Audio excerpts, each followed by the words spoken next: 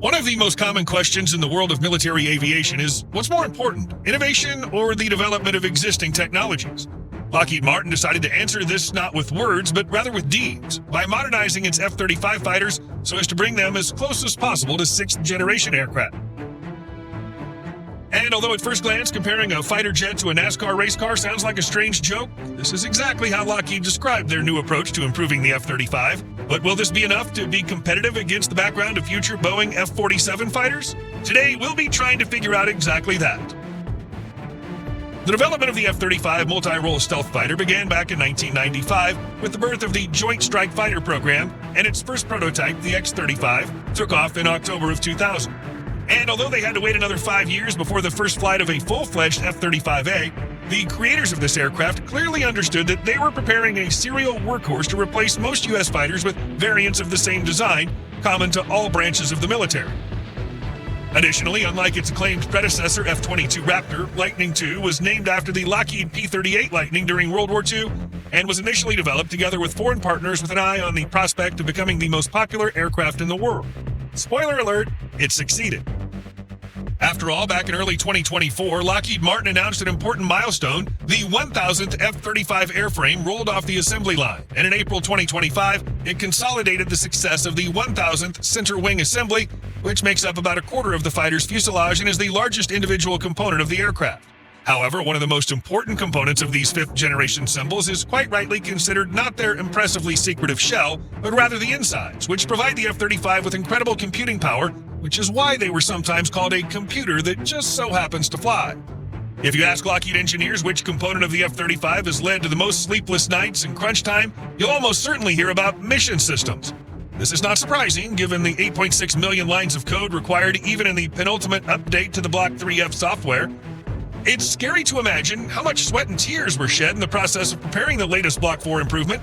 Block 4 will be gradually introduced into service from the late 2020s to the mid-2030s to avoid critical shortcomings. The update integrates additional Lightning II weapons, including some unique munitions for international customers, improved sensor capabilities, a new AN/APG-85 ACER radar, additional ESM bandwidth, as well as support for remotely operated video-enhanced receiver, Rover. Just as importantly, the Lockheed team has placed an even greater emphasis on agile software development to ensure that any upgrades to the F-35 can be released quickly. A key development for Block 4 was the Technology Refresh 3 TR3 avionics enhancement, which includes a new display, core processor, and memory modules to support increased processing requirements. And of course, they did not forget about engine modernization, exploring not only the issue of improving the Pratt & Whitney F-135 units used in Lightning II, but also efforts to develop completely new adaptive cycle engines. The F-35 fleet was expected to receive powertrain upgrades throughout its life cycle to adapt to future war threats and provide additional capabilities. To this end, the Adaptive Engine Transition Program, AETP, was launched in 2016. A little later, in 2018, Pratt & Whitney signed contracts to develop the XA101 and XA100 adaptive cycle engines, respectively, with a thrust of 45,000 pound-feet for potential use in the F-35. After another 3 years, AETP was revised, renamed the Adaptive Engine Development Program, and focused on integrating new technologies for a wide range of military platforms beyond the original F-35. By 2022, the F-35 Adaptive Engine Replacement Program was formed for future integration of the XA100 and XA101 engines, and in 2023, the U.S. Air Force nevertheless decided to opt for the improvement of the F-135 base engines proposed by Pratt & Whitney, called Engine Core Upgrade, ECU. This is an update to the power module, originally called Growth Option 1.0 and later Engine Enhancement Package, which increases engine thrust and fuel consumption by 5%, as well as cooling capacity by 50% to support Block 4. This doesn't mean the U.S. Air Force is giving up on possibly integrating the XA100 and XA101 into its Lightning II fleet in the 2030s and 2040s. It's just that for now, we have a slightly better chance of seeing them installed and slightly modified in future next-generation air dominance fighters than in the F-35. But what we'll definitely see working with the F-35 very soon is various drones. For example, Project Carrera, which is being developed by the Lockheed Martin Skunk Works division, will include speed racer UAVs costing about $1 million, capable of conducting reconnaissance and electronic warfare, working as one cohesive team with a fleet of existing Lightning IIs, as well as common multi-mission truck, CMMT, cruise missiles with a range of over 500 miles, costing about $150,000 per unit.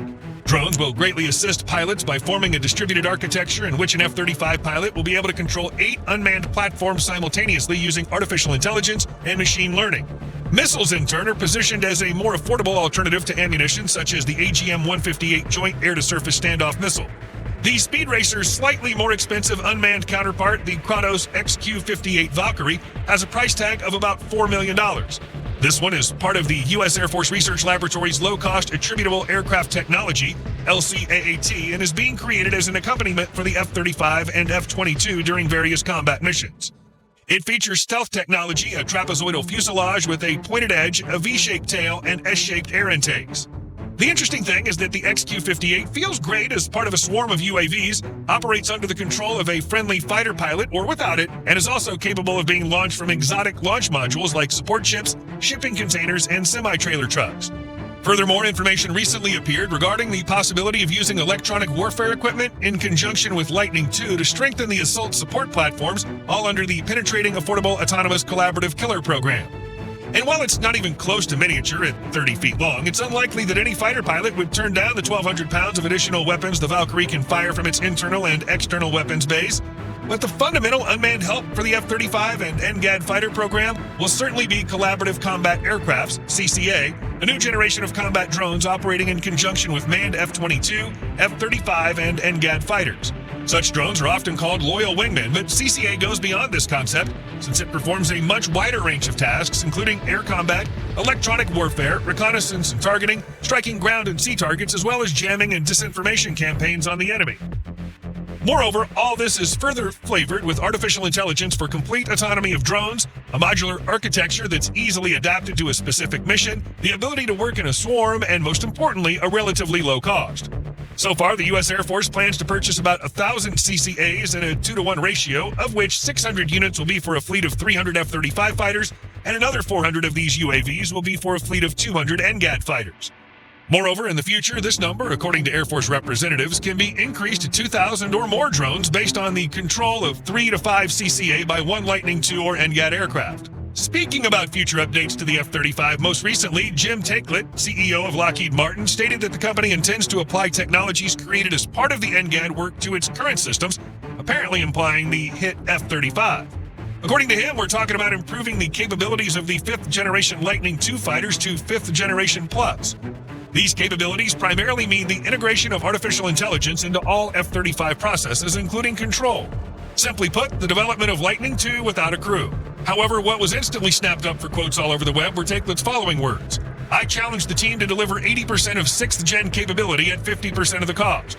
And so far, it looks like a challenge to make an F-35 NGAD at half the price. On the other hand, we received direct confirmation that Lockheed does not intend to challenge the U.S. Air Force's choice to develop NGAD under the auspices of Boeing, and also saw that Lockheed is moving forward by doubling down on the Joint Strike Fighter program, which has become the crowning glory of their portfolio over the past decades. As an unofficial name, many publications have already called the future update of the F-35 NASCAR or Ferrari, citing the words of the head of Lockheed: "We're basically going to take the F-35 chassis and turn it into a Ferrari. It's like a NASCAR upgrade, so to speak, where we would take the F-35 and apply some of those co-funded technologies both from NGAD and the F-35 program." Given the fact that the F-35 is highly likely to have access to future hypersonic missiles, combat lasers, and advanced avionics on equal terms with American 6th generation fighters, one cannot help but wonder, why do we need NGAD if we have NGAD at home? This being the F-35. And if a certain Super F-35 appeared today, by tomorrow dozens of allies would line up trying to be the first to order a batch of these miracle fighters. After all, even if NGAD receives an export version, there are no guarantees that its price will not be too much for U.S. partners. What do you think? Will Lockheed be able to roll out its own near NGAD at half the price? Or is all this just wishful thinking on the part of their CEO? Share your thoughts in the comments below, and if you enjoyed the video, please leave a like, subscribe to the channel, and hit that notification bell for more content like today's. Thanks for watching, and we'll see you in the next one.